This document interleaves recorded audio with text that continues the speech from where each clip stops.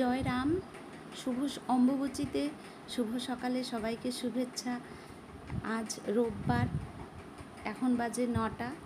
তো আমি নিয়ে বসেছি সকালবেলায় কুলেখাড়া পাতা, যেগুলি রস খেলে নাকি বা সেদ্ধ করে খেলে নাকি হিমোগ্লোবিনটা অনেকটাই বাড়ে।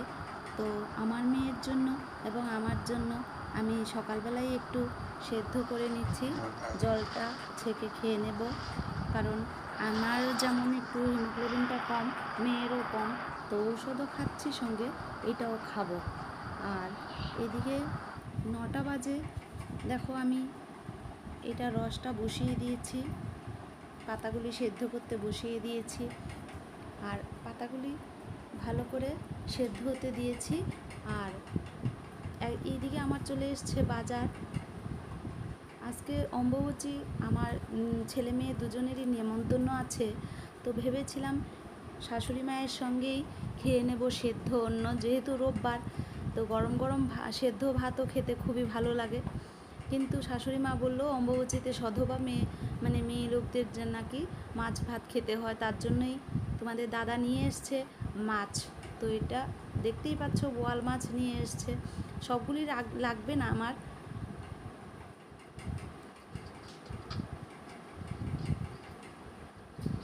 পাতাগুলি দেখো প্রায় সেদ্ধ হয়ে গেছে, ফুটে উঠেছে, আর একটু হালকা সবুজ সবুজ রং হবে।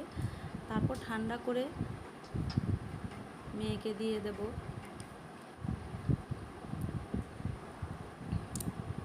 যেহেতু অম্বুবাচী, আমাদের এখানে প্রত্যেক দিনই আম দুধ দিয়ে পুজো করা হয়।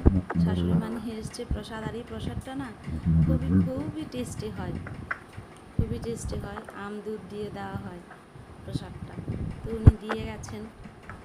আর এইদিকে উনি চলে এসছেন যেহেতু বাজার থেকে। দেখো বাজারে কী কী আনলো, চিনতে পারছো? এগুলো হলো কলমি শাক, কলমি লতা,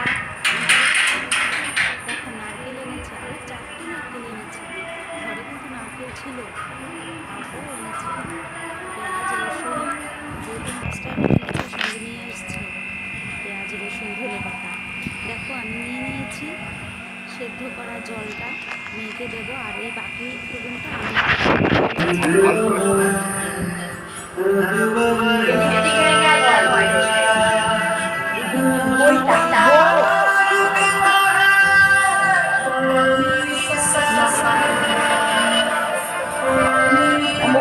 প্রসাদ দিল মা, প্রসাদটা খাও। এই প্রসাদটা সত্যি খুব ভালো লাগে, খুবই টেস্টি হয়। কেমন হলো প্রসাদটা? প্রসাদটা নাও, আস্তে আস্তে সবাইকে দিচ্ছি। এইদিকে আমি মাছগুলি ভালো করে ধুয়ে বাকিগুলি রেখে দিলাম ফ্রিজে, আর এইগুলি লবণ হলুদ আর সামান্য তেল দিয়ে ম্যারিনেট করে নিলাম, রান্না করে নেব। আর দেখো আমার পুচকি কী করছে, ও এবার মাধ্যমিক দিল সিবিএসসি বোর্ডে, 89% পেয়ে পাশ করলো। তো বলছে আর্টসই পড়বে। বলেছিলাম, অনেকেই বলেছিল সায়েন্স পড়তে, কিন্তু ও পড়বেই না, আর্টসে পড়বে। এখন তো অনেক ধরনের লাইন থাকে, আর্টসে হোক, কমার্সে হোক বা সায়েন্স হোক। তো আর জোরাজোরি করলাম না, এডমিশন করিয়ে দিলাম, আর্টসেই করিয়ে দিলাম। এখন টাইম পাস করছে। দেখো কালকে রাত্রিবেলায় অনেকটাই এঁকেছিল, কালারও করে নিয়েছে, আর এখন বাকিটা করছে। সামান্য গান বাজনাও করে, এভাবেই সময় কাটায় আর কি। তবে এভাবেই যে সময় কাটায় সেটাও ভুল। বেশিরভাগ সময়ই চায় মোবাইলটা নিতে, তো দিতে চাই না। মোবাইল ছাড়া সত্যি এখন আর একটা বিরাট প্রবলেম হয়ে দাঁড়িয়েছে এই মোবাইলটা নিয়ে। তো এই আর কি, টাইম পাস করে। দেখো এটা অনেক দিন আগেই করেছিল, বলছিল মোবাইল দিতে, কিন্তু না করে দিয়েছি। এই আর কি। এই একটা ফল ওনাকে দিয়েছিল কালকে একজন, খুব মিষ্টি। আমাদের এখানে বুবুই বলে, ওইখানে নাকি বলে, কি বললো জানি, এটা নামটা ভুলে গেলাম, নামটা লটকন বলে। খুব মিষ্টি, অনেক আগে খেতাম। আলু ভাজা বসিয়ে দিয়েছি।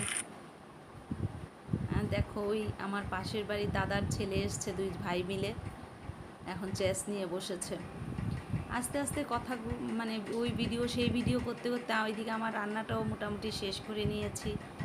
তো যেহেতু ছেলে মেয়ের নিমন্ত্রণ আমি আগেই বলেছি, তো আর বেশি কিছু করিনি।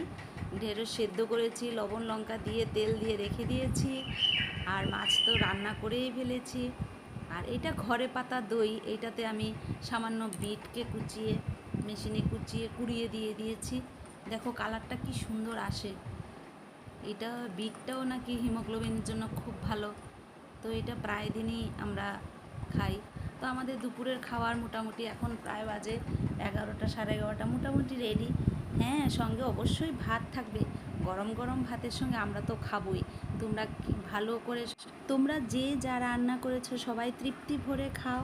আর আমার এই ছোট্ট ভিডিওটা দেখে সময় নষ্ট করার জন্য সবাইকে অনেক অনেক ধন্যবাদ। আর এইটুকুন যদি ভালো লাগে অবশ্যই লাইক শেয়ার কমেন্ট করো। থ্যাংক ইউ সবাইকে।